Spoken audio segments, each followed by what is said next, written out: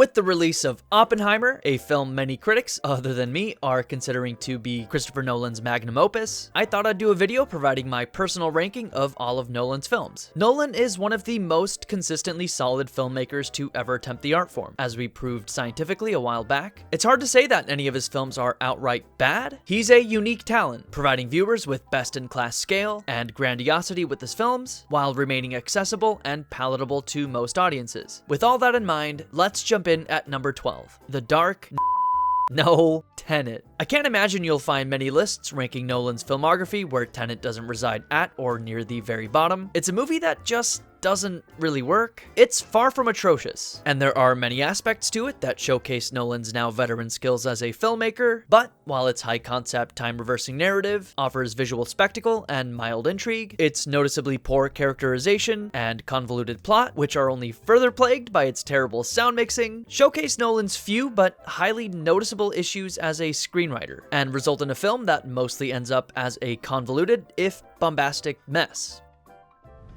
Next up at number 11 is Following. As Nolan's debut feature, it does serve as an interesting look at some of the themes and narrative techniques he would later explore in greater depth. This low-budget black and white indie film delivers a complex, non-linear narrative revolving around a young writer's dangerous obsession with following strangers. It's a stripped-down, noirish thriller that hints at Nolan's future mastery of suspense and narrative complexity. While it's impressive for a debut, Following doesn't quite reach the epic scale or resonance of Nolan's subsequent work, hence its position in this ranking.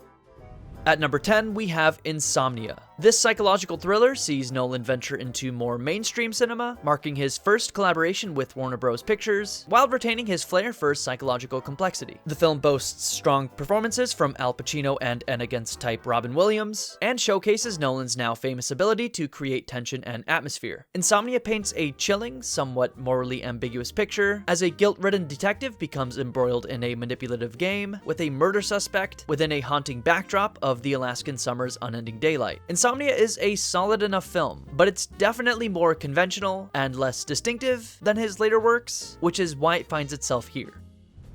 Flying in at number 9, we've got Batman Begins, the first film in Nolan's culture-defining reinvention of the Batman franchise. The film presented a fresh and psychologically complex take on Batman's origin story, setting the pace for the more grounded takes on superheroes that would follow in the decades to come. Christian Bale's portrayal of a tortured Bruce Wayne and the film's themes about overcoming fear and fighting corruption are definite high points, but it doesn't quite match up to the boldness and depth of Nolan's later films.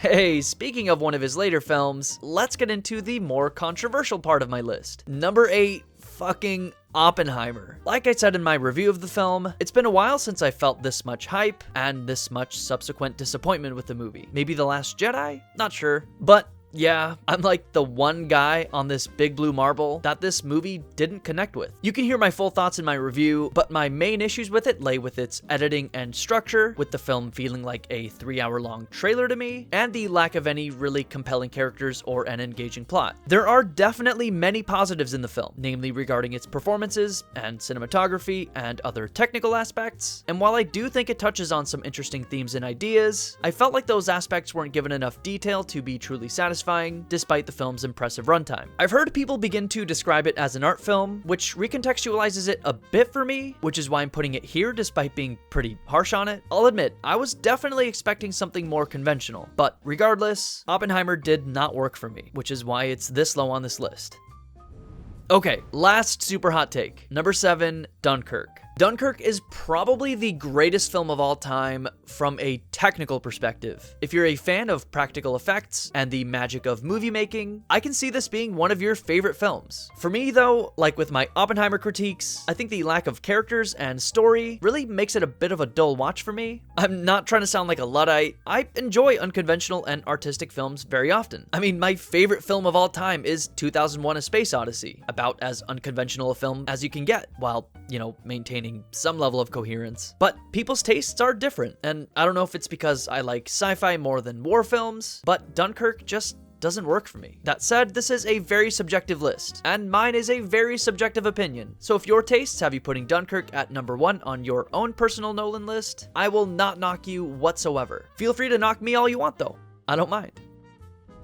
Moving on, number 6, The Dark Knight Rises. The perhaps exceedingly epic conclusion to Nolan's Dark Knight trilogy, the film leans hard into the grand spectacle, delivering a Bruce Wayne at his most vulnerable, facing Bane, menacingly performed by Tom Hardy. In some ways, this is probably Nolan's sloppiest film, but even with that in mind, the way it manages to straddle both the epic and the intimate while keeping you engaged throughout is remarkable in its own way.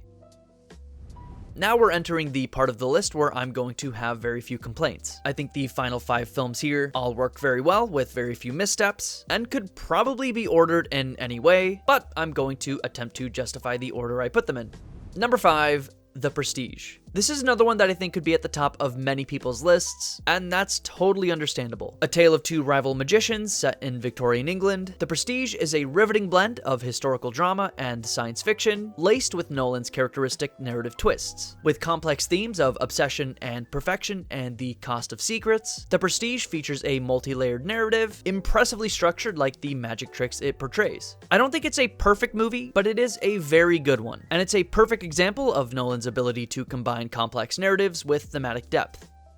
At number 4, we find Inception, a monument to Nolan's ambitions and ability to deliver high-concept narratives that blend, perhaps not entirely seamlessly, with solid emotional storytelling. With its groundbreaking visuals, its incredible score that old heads will remember inspired an entire genre of trailer parodies 15 years ago, and its mind-bending narrative, Inception is a true cinematic achievement, setting the bar for high-concept blockbusters that remains to this day. Again, if you want to put Inception at number 1 on your list, I think that's entirely fair to do.